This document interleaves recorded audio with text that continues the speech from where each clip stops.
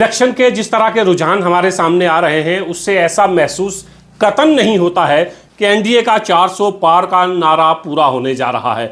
400 पार तो खैर क्या होगा, 272 सीटें आ जाएं यही बहुत है। और अगर 272 सीटें नहीं आती हैं भारतीय जनता पार्टी की, तो एनडीए अलायंस मिलकर अगर सरकार बनाता है तो क्या नरेंद्र मोदी और अमित शाह उतने ताकतवर नेता अगले 5 साल रहेंगे जो पिछले 5 साल हैं? इस वक्त तक के रुझान के मुताबिक 2 अहम खिलाड़ी एनडीए के अंदर मौजूद हैं जिनके साथ राब्ता कायम करने की कोशिश की जा रही है इंडिया अलायंस की जानिब से। वो हैं चंद्रबाबू नायडू और नीतीश कुमार। नीतीश कुमार और चंद्रबाबू नायडू ने अपने अपने स्टेट्स में बहुत बेहतर किया है और एनडीए सरकार अगर बनती है अभी तक के रुझान के मुताबिक तो उसमें ये 2 अहम प्लेयर होंगे, किंग मेकर का रोल निभाने जा रहे हैं। चंद्रबाबू नायडू और नीतीश कुमार एनडीए का हिस्सा है अभी तक, लेकिन सरकार बनाने तक क्या एनडीए का हिस्सा रहेंगे? क्या कोई बड़ी सीट ऑफर की जा सकती है इंडिया अलायंस की जानिब से? और अगर ये एनडीए में भी रहते हैं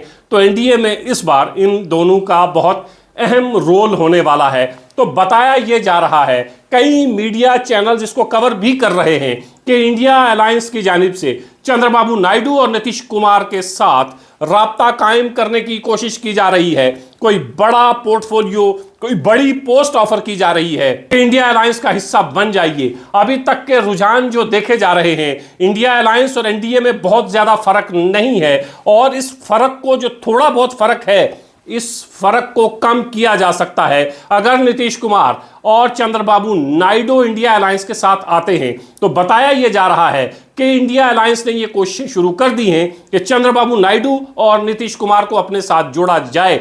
दोनों प्लेयर्स इस वक्त एनडीए का हिस्सा है और अभी तक जो रुझान हमारे सामने हैं उसमें एनडीए अगर सरकार बनाती है तो इन दोनों की गैर मौजूदगी में सरकार बनाना मुश्किल होगा। दोनों एनडीए का हिस्सा है, सरकार बनाएंगे तो अहम रोल इन दोनों का होगा, अभी तक जो रुझान सामने हैं। लेकिन अगर ये दोनों खिलाड़ी कोई ऐसा ऑफर इंडिया अलायंस इनको करता है और दोनों खिलाड़ी अगर इंडिया अलायंस की तरफ जाते हैं तो फिर एनडीए की मुश्किलात, भारतीय जनता पार्टी की मुश्किलात बढ़ सकती हैं। अभी वक्त है, शाम तक इंतजार करिए, आहिस्ता आहिस्ता चीजें खुलकर हमारे सामने आएंगी। लेकिन अभी तक जो एग्जिट पोल बता रहा था उसके बिल्कुल उलट होता हुआ हमें दिखाई दे रहा है। एग्जिट पोल तो 400 पार के नारे को पूरा कर रहा था, लेकिन 400 पार तो खैर दूर, 272 भारतीय जनता पार्टी को हासिल करना इस बार मुश्किल हो रहा है। देखते हैं शाम तक क्या होता है।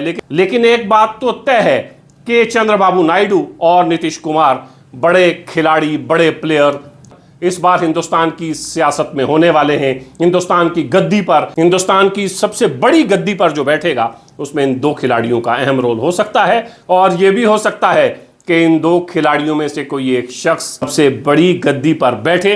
अभी ये तमाम चीजें कबल वक्त हैं, लेकिन जो रुझानात सामने आ रहे हैं उनको नजरअंदाज कतई नहीं किया जा सकता।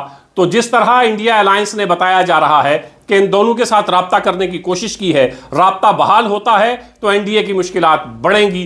राब्ता नहीं हो पाता और इंडिया अलायंस इनको जोड़ने में नाकाम रहता है तो एनडीए फिर सरकार बनाने में कामयाब हो जाएगी। इंतजार करिए, अभी सियासत में इलेक्शन के नताइज के बाद बहुत कुछ देखना बाकी। कोई भी जमात अभी तक आसानी से सरकार बनाने में कामयाब होती हुई दिखाई नहीं दे रही है। तो मिलजुल कर ही सरकार बनेगी, जिसकी भी बनेगी। चंद्रबाबू नायडू और नीतीश कुमार का अहम रोल इस सरकार में होने वाला।